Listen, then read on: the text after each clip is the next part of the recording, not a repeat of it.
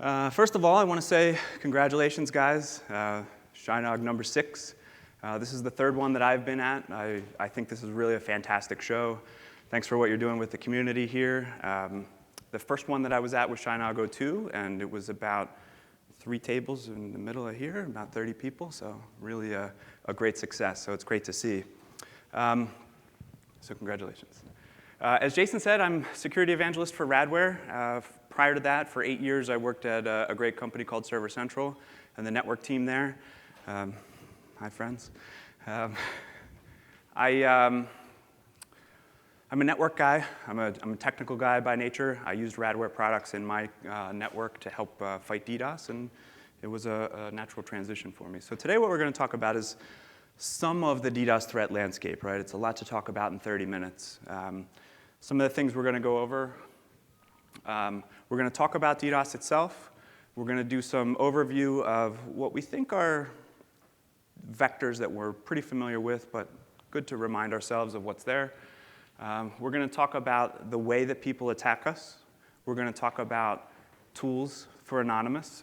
This is what I thought would be pretty interesting to share is the 2016 Anonymous Toolkit. Not a lot of us get access to see what these tools are and what they actually do to our networks. The booters and stressors, the things that are the online services that people are using to attack us with big volumetric attacks. And then we're just going to have a quick overview of how you can protect yourself. After the event today, we have a hard copy. A lot of this stuff is based on something we call our DDoS handbook. Tom asked me to make sure that this was not vendor, no logos on here, so I apologize for this. But a lot of this content is in more depth in this book, and we'll have hard copies of it at our table. So here's a good picture of what our networks look like, right? So we've got, from left to right, we've got our internet access. We have a firewall. We have some security appliances, IPS, IDS. Often we have load balancers, and we have servers and some back-end servers behind that.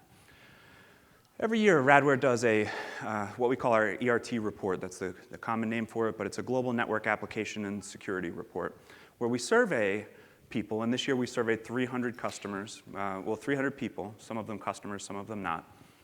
And we asked them, what are the attacks looking like in your network? It's a pretty broad survey, a lot of things. But what we saw is that 36% of people who experienced attacks, their internet pipe was the point of failure, right? So a third, where attack traffic is saturating our internet links. This is incredibly interesting to me. 26% of the time it's a firewall, and 10% it's the IDS, IPS. So another third of the time, the equipment that we're buying to keep our network safe is falling over under attack. And then this is what we'd expect, servers being targeted, they get attacked. So here's a different look of that network topology. And the point of this is to show there's not one single magic bullet to protect our networks, right? I can protect my internet pipe, but I can't protect it from volumetric attacks that are going to overwhelm my internet pipe unless I buy a lot of extra transit capacity and a lot of things to prepare for volumetric attack. The more reasonable thing is maybe we look to a cloud scrubbing provider, and maybe we have something on site for perimeter protection. We have web application firewalls to protect our servers, that kind of thing. So the point of this slide is that there's not one single tool to protect your network. Some of this is going to be review, but I would encourage you to pay attention because even for me, going through some of this, I rediscovered some interesting points. So the ways that people attack us, we're attacking our network resources, right? They're network floods, UDP floods, ICMP floods, IGMP. These are just examples of all of these things. Reflection, we're all, as network operators, we know reflection attacks, right? And then we're targeting the servers, right? We're trying to take down the servers themselves. These are non-volumetric attacks, but we're trying to exploit TCP weaknesses. We're doing SYN floods to consume resources on servers. Low and slow attacks we'll talk about. But back to that ERT report, we found that 50%, there's an even split between how people are attacked in their networks. Half of them, they're network attacks, half of them, they're application attacks, which is interesting. Just some quick examples. We have encrypted attacks. Those are important because If a session is between our SSL-based server and a client who has an SSL connection, we don't really have visibility unless we're doing SSL offloading to kind of inspect that traffic, right? The hacker's choice, we'll talk about this, is an SSL attack.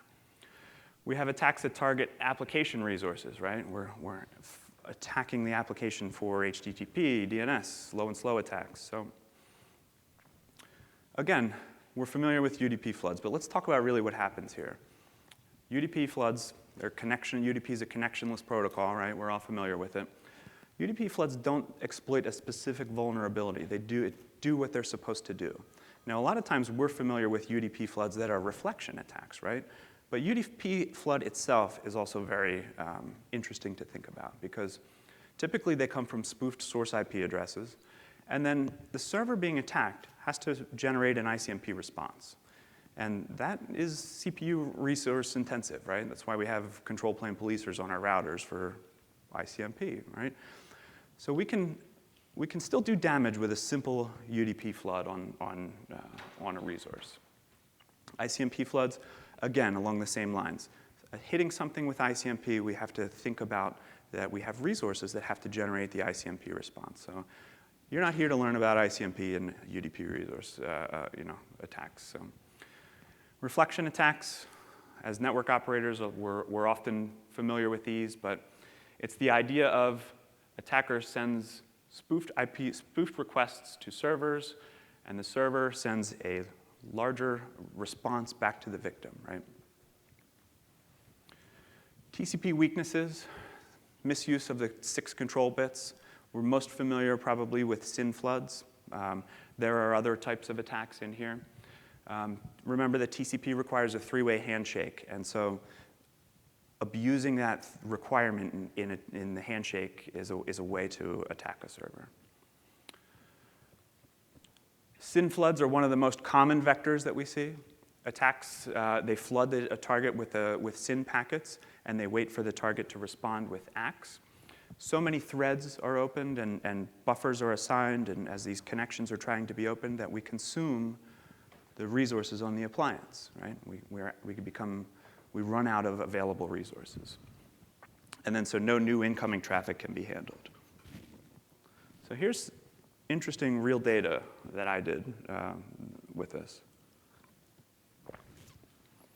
It took me a couple tries to get this kind of data out of firewalls. This was me attacking a pretty high-end firewall with just a simple TCP flood, or a SYN flood. And I tried it on a couple different appliances, and this is the only one where I could get useful data. It pegged them all, but the important thing here is the difference in these lines are this red line is the CPU, is the control CPU on this firewall. And the green line is the CPU of the services CPU on the firewall. So with 280 meg of traffic facing this firewall, I consumed 100% of the CPU on this high-end firewall with a simple SYN flood, right? And what's happening there? I'm opening up connections. The connection session table fills, CPU spikes. Then what happens? That's when things fall apart, right? VPN sessions drop. Management, we lose management. And again, back to the point where it took me a couple tries. When you lose management, you don't get the graphing. That's why I had to use a better appliance to get this data. HTTP GET floods, these are very common. They're the most common application layer attack, and we're going to see examples of it in some of the tools that are out there. It's basically multiple machines are just saying, give me what you've got. Just get slash, right? And then the target exhausts its resources trying to serve those requests, and we run out of resources. And there are also slow GET attacks. Low and slow attacks. I get low and slow attacked by my 3 kids every day. Dad, dad, dad. Hey, dad. Yeah, dad, dad. They're very common application layer attacks, but they're interesting in that they slip under the radar, right? We don't see them as in our SNMP graphs. They look like common connections, but they just ask for resources, and they open a connection, and then they ask for a little bit more, but they don't completely complete the request.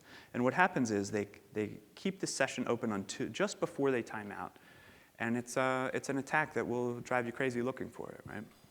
Slow LoRa's is probably the best example of this. It opens a connection and sends a partial request, like I said.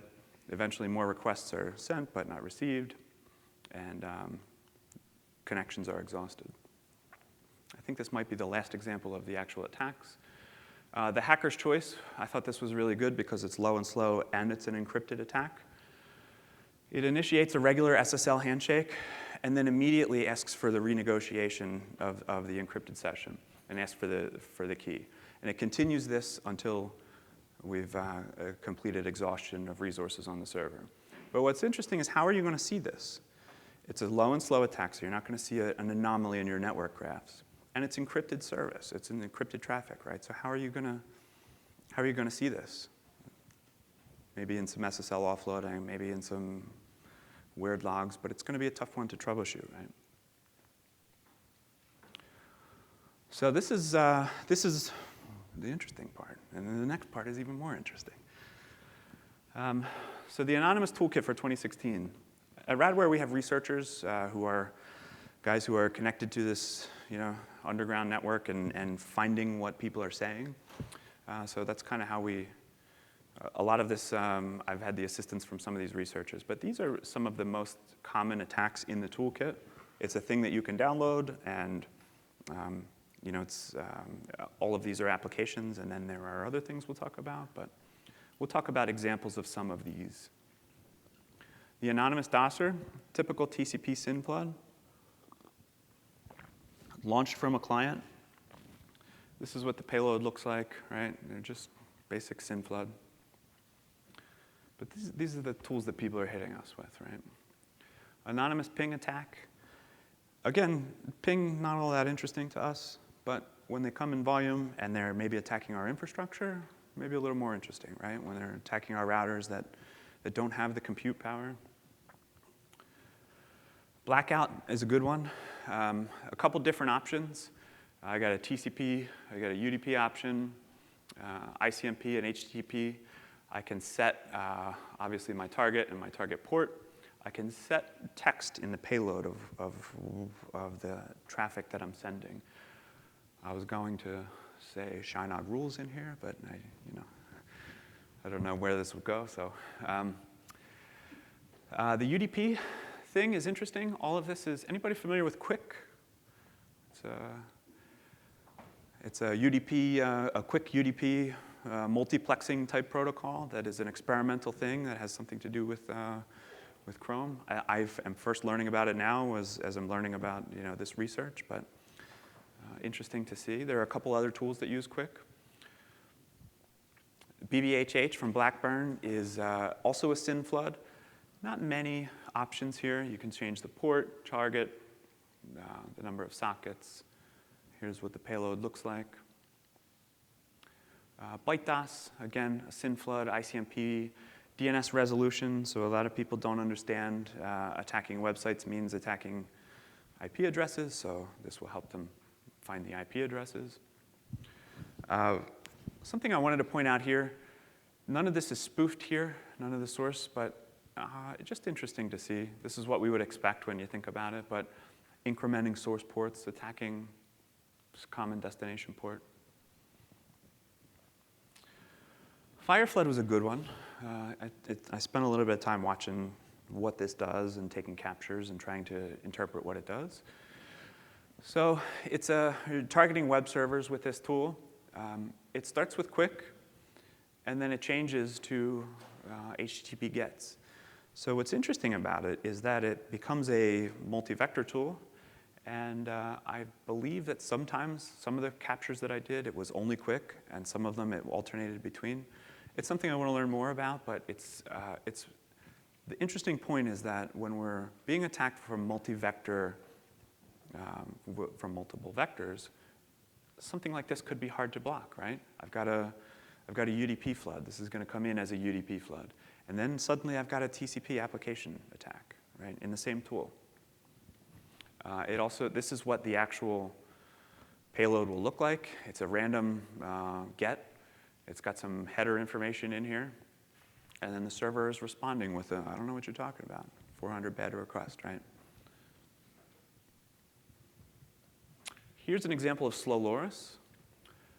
Slow loris is, again, one of those low and slow attacks. This is one of the tools called generic DDoS. It's a simple, you launch it from a client. This is the extent of it.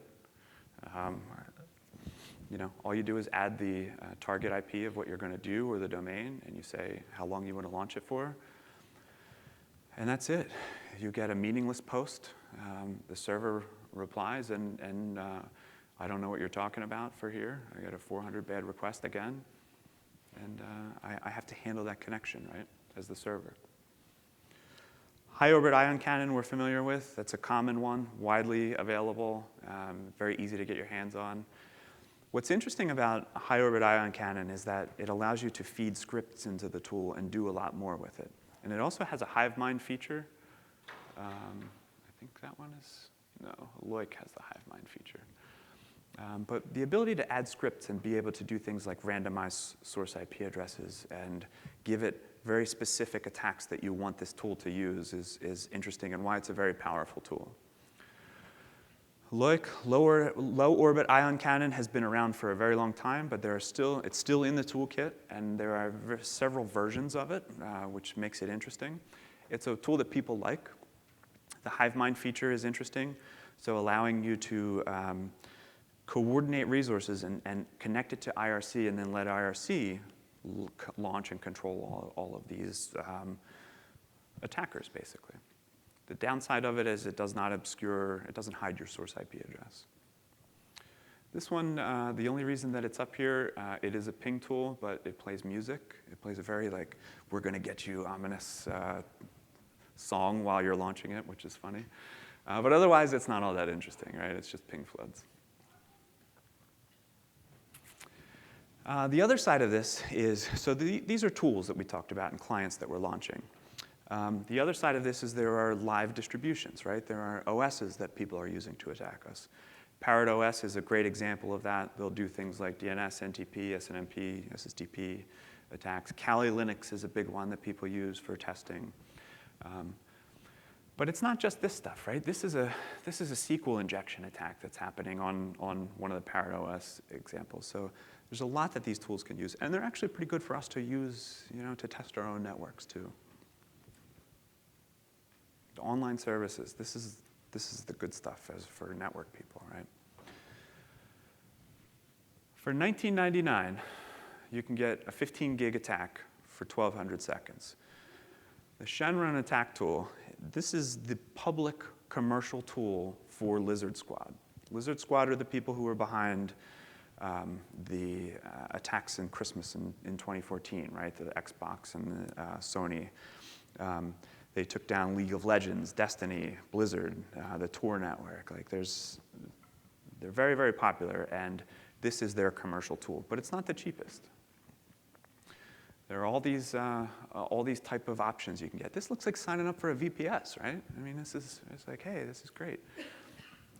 VDAS is a very, very popular one. For $19.99, you can get 216 gigabits of attack traffic. $19.99. Many, many different types of vectors, DNS, NTP, different types of SYN floods, custom attacks for TeamSpeak 3 servers, custom attacks for all kinds of different things. And this is what it looks like, right? It's very simple. Launched from a website.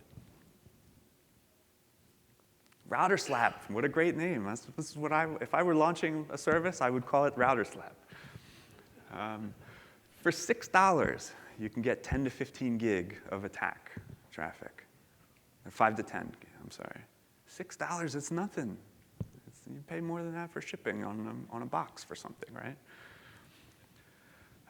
And many different types of attack vectors. You can do scheduling. So the people attacking your network, when they do it at 3 a.m., maybe they're doing it here, when they're sleeping too, but the network's attacking you. Unlimited daily attacks. All of these guys have unlimited attacks. $6, $12. There's an expert mode. There's, I think in here I saw professional mode. There's enterprise mode. Enterprise mode. All of these different things that you can use to attack your network. Right?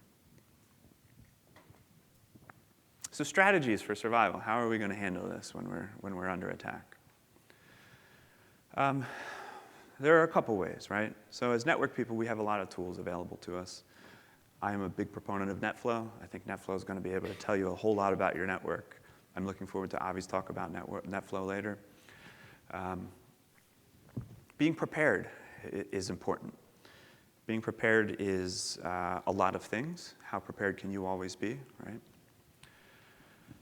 I showed that network map that showed a lot of no single magic bullet to protect our network. We rely on web application firewalls to really protect application layer stuff on our web servers, right?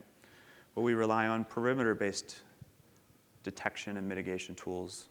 And maybe we rely on some signaling between those devices, right?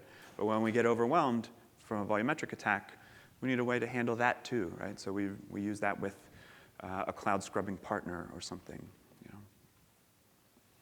So you have to have a TAC mitigation solution that really protects your network. The hybrid solution, we talk about hybrid, and that is CPE on site and a solution in the cloud, right? So something where you can mitigate and detect where you can, and if you have to divert, you leverage a partner there as well. Monitoring your network. There's so many things that you can use to detect, especially the volumetric attacks, right? Looking at SNMP graphs, you're going to be able to see where things go in your network. Use things like Observium or all of the tools that are out there. I don't have to tell you what they are. Look at the traffic where it's going in your network. One of the things that we did a lot at Server Central was you can quickly find the path and the vector of an attack just by looking at graphs, right? See where it comes in, where it goes out, and track it and continue following down the path to find out what customer is getting attacked. Maybe you have tools from vendors who can quickly fingerprint or maybe quickly write firewall filters that will allow you to see what this attack looks like. NetFlow again, and there are vendors who make equipment that can detect this stuff in real time as it comes into your network. So I'd like to talk to you about that too. Have a plan, right? We say in the industry, you're going to get attacked. And not everybody's going to get attacked, but being prepared for that attack when it comes. Know what you're going to do. Know who you're going to involve. Are you going to involve a single vendor? Are you going to reach out to all your vendors at once? That's going to be a pretty hard thing, right? That ERT report that I talked about shows that 80% of people require a medium to high degree of manual tuning for an incident response. That's a pretty tough position to be in, to have to be reactive to being attacked. And then the other data point from that was 91% of people use multiple vendors. And that makes sense, right? It's hard to be able to use one single vendor for everything. But when it comes time to have a security posture and a response to an incident, that is a position you want to be in. You do want to have one common vendor who can help you look at, is it an application thing? Is it a network thing? Can I share my footprint of traffic? What is my normal footprint of traffic? What is anomalous footprint of traffic between my cloud-based solution and my on-premise-based solution? So, and again, yeah, single point of contact. So that's it. It was a lot to talk about in 30 minutes, so there's a whole lot more. I'd love to talk to you more afterwards, or if there are questions now. Plus, there's, as I say, pick up that, we have hard copies of that DDoS handbook. That DDoS handbook is actually, it's free and available, downloadable on our website, but it's actually sold in the darknet. It's funny, I don't know why they would do that. Just download it for free, right? But it's interesting, so. Mr. Friedman. Nice to see you. Is it on? No, it is. Do you see people doing hybrid approaches? So some level ACL push, flow spec, then maybe local box, then maybe cloud, something to dollar cost average even further from the from vendor-based solutions. So we had a lot of experience at our former employer with how to handle different things in the network creatively, right? I think that we see people use the tools that are available to them, right? So if you don't have mitigation equipment on site. People maybe use firewall filters on their routers. They use tools like yours for detection. And then how can we maybe integrate tools like FlowSpec into the network to help us block attacks? I don't know. I think it really depends on a budget. It depends on skill set of people. But I think that anything is possible, so sure. Mr. Levine. I noticed that you had at least 2 or 3 references to Quick in terms of both packet captures and attack vectors. Uh-huh. Are you seeing things responding to Quick in the wild that aren't Google? Or do you guys, or does any vendor that you know of support Quick as a protocol in hardware right now? I learned about Quick doing this presentation. So what was interesting to me is that seeing that in the tools that are attacking networks, right? It's interesting to me that it's, as an experimental protocol, that it's included in multiple tools and part of the attack payload. So I don't know what is responding to it, but to see it in widely available tools is interesting. I agree. I don't know much about it though, as use case. Right. Because it seems to me at the moment it's only useful in attacking Google. Yeah. But. Or something in Chrome is using it. Yeah. Hi, John. Oh, John's got a question here. I was just going to suggest that John Christoph from DePaul,